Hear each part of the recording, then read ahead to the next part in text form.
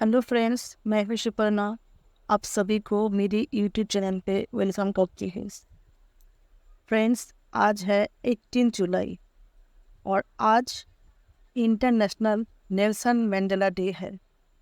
दुनिया भर में प्रतिवर्ष 18 जुलाई को अफ्रीका के प्रथम अवशेष राष्ट्रपति की जन्मदिवस पर इंटरनेशनल नेल्सन मंडेला दिवस के रूप में सेलिब्रेट किया जाता है। इस दिन का प्रमुख उद्देश्य है समानता, स्वतंत्रता और मानवाधिकार के प्रति लड़ना। दुनिया भर में जैसे राष्ट्रपिता महात्मा गांधी जी को सम्मान दिया जाता है, उसी प्रकार नेल्सन मंडेला जी को भी सम्मान दिया जाता है। इसी दिन पर लोग को शांति, रंगभेद, गरीबी, मानवाधिकार की रक्षा के लिए प्रोत्साहित किया जाता है। कौन थे नेल्सन मंडेला? नेल्सन मंडेला का जन्म 18 जुलाई को 1918 को हुआ था। उनके बचपन का नाम था डोली हराहला। प्राथमिक शिक्षा के दौरान एक अध्यापक ने उनका नेल्सन नाम दिया था, जिसके बाद इसी नाम से जाने गए। उन्होंने अफ्रीका के जेल में 27 साल तक कटे।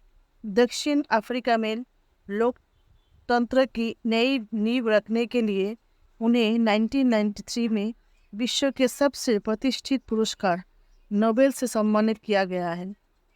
नेल्सन मंडेला अफ्रीकन मदिरा कबीले की मुखिया हेनरी मंडेला के पुत्र थे।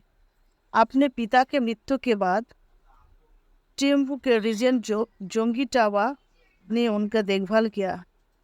नेल्सन मंडेला ने वकील बनने के लिए मुखिया पद का अपना दावा त्याग दिया।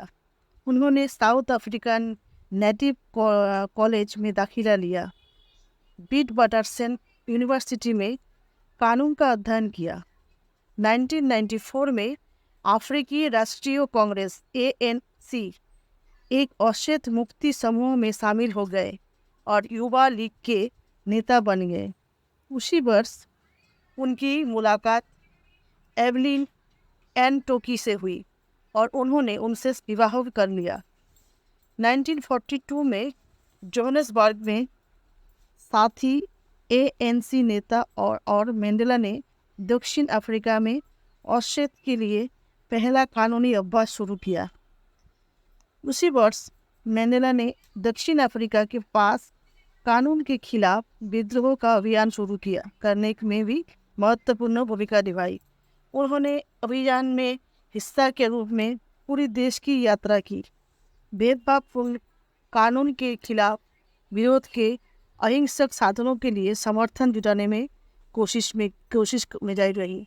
मंडेला की रंगभेद विरोधी सक्रियता ने उन्हें अधिकारियों के लगातार निशाने पर रखा। 1952 से शुरू होकर उन्हें बीच बीच में प्रतिबंधित किया गया। 1956 में उन्हें 100 से अधिक अन्य लोगों के साथ देशद्रोह की आरोप में गिरफ्तार किया गया। उसी वर्ष मंडेला पर मुकदमा चला और 1961 में उन्हें बरी कर दिया गया। इसी दौरान उन्होंने अपनी पहली पत्नी को तलाक दे दिया और नोमजामो बेनिफिट से दूसरी शादी कर ली। 1961 में फिर मंडेला ने और उनके कुछ मित्रों के विरुद्ध में देशद्रोह का मुकदमा चला, परंतु उसमें उनका निर्दोष पाया गया। 1962 में 5 अगस्त को उन्हें मजदूरों को हड़ताल के लिए और बिना अनुमति देश छोड़ने के आरोप में गिरफ्तार कर लिया गया।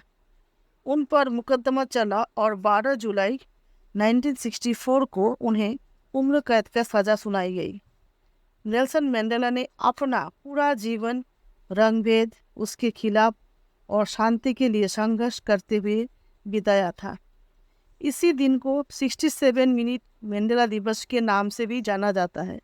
ऐसा इसलिए क्योंकि सामाजिक न्याय के लिए मंडेला ने 67 साल तक लड़ाई लड़ी थी। यही वजह है कि इसी दिन लोगों को 67 मिनट तक देश के लिए, समाज के लिए कुछ अच्छा करने के लिए प्रोत्साहित किया जाता है। हर किसी के पास दुनिया को बेहतर बनाने का क्षमता और जिम्मेदारी है। मंडेला दिवस सभी के लिए कार्रवाई करने और बदलाव को प्रेरित करने का अवसर है। नेल्सन मंडेला का लक्ष्य था सभी महिलाओं, पुरुषों और बच्चों के लिए समानता और स्वतंत्रता स्थापित करना। उन्होंने सभी मनुष्यों के मौलिक अधिकार के लिए, उनके आदर्श के लिए उनको 27 साल तक जेल में रहना पड़ा। उनसे हम सब सीखे कि जब तक काम नहीं किया जाए वो असंभव ही लगता है, और जब हम कुछ करने की ठान लेते हैं तो हम किसी भी चीज़ पर काबू पा सकते हैं। अगर हम अपने काम के लिए समर्पित और उत्साही है, सफलता जरूर मिलती है। सारी ज़िंदगी स्ट्रगल करने के बाद 10 मई 1994 को मंडेला अपने देश की सर्वप्रथम अवसरित राष्ट्रपति बने 76 ईयर्स में, और एक ऑटोबायोग्राफी भी लिखा, लॉन्ग वॉक टू फ्रीडम। 1993 में नोबेल शांति पुरस्कार भी मिला था उनको। बहादुर आदमी वो नहीं है जिसे डर नहीं लगता, बल्कि वो है जो उस डर पर विजय प्राप्त करता है। मनुष्य की अच्छाई उस लौ की तरह होता है जिसे छुपाया तो जा सकता है लेकिन कभी बुझाया नहीं जा सकता। आज के लिए इतना ही। Thank you.